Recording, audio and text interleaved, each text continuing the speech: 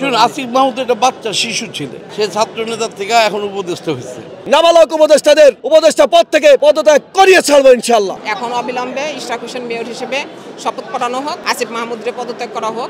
এখন আর আলোচনার কিছু নেই, এখন আর বসাবসির কিছু নেই, এটা শেষ হলো। ইশরাক হোসেনকে স্থানীয় সরকার শপথ পড়াবে, শপথ পড়িয়ে মেয়র হিসাবে তার আসনে বসাবেন, নগরের সেবা করার সুযোগ দিবেন। এর কোনো বিকল্প আমাদের কাছে নাই।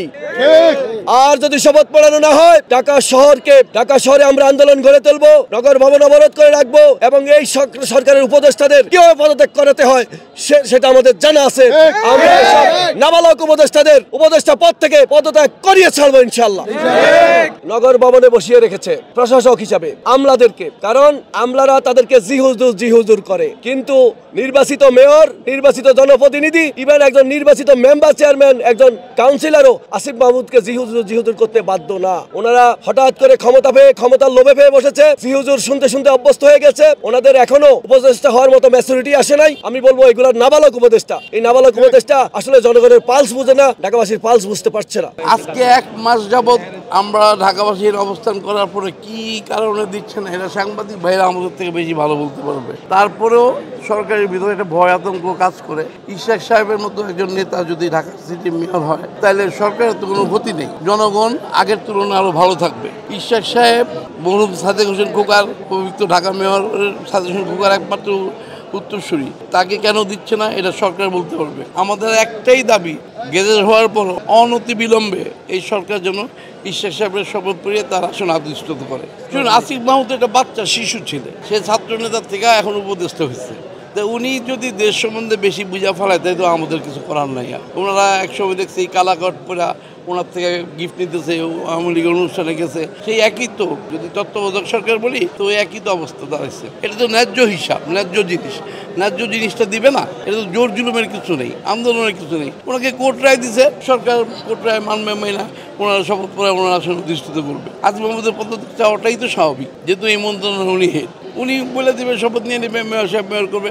ঢাকা নগরবাসী ইতিপূর্বে যেসব মেয়র ছিল তার থেকে ইশরাক সাহেব যোগ্য মেয়র এবং তার নেতৃত্বে ঢাকাবাসী আরো অনেক ভালো থাকবে, এটা আমাদের আশা। ঢাকার আন্দোলন আর চট্টগ্রাম আন্দোলনের মধ্যে দিন রাত তফাৎ আছে, কিন্তু আমরা সমপরিমাণে আন্দোলন করছি। এখন ঢাকায় মেইন সব কিছু, সরকারের মেইন স্তম্ভ হলো ঢাকায় যদি ইশরাক সাহেবরে মাননীয় প্রধানমন্ত্রী ইউনূস সাহেব ভয় পায়, তাহলে তো আমাদের কিছু করার নেই। ইশরাক সাহেব কর্মী বান্ধব, জনবহুল একটা নেতা, দক্ষিণের সবচেয়ে জনপ্রিয় নেতা, বিএনপিতে দক্ষিণের জনপ্রিয় নেতা। ওনাকে অনতি বিলম্বে শপথ পড়িয়ে ওনার আসনে অধিষ্ঠিত করার জন্য আমরা জোর দাবি জানাচ্ছি। এটাই আমাদের ইউনূস স্যারের কাছে প্রধান দাবি।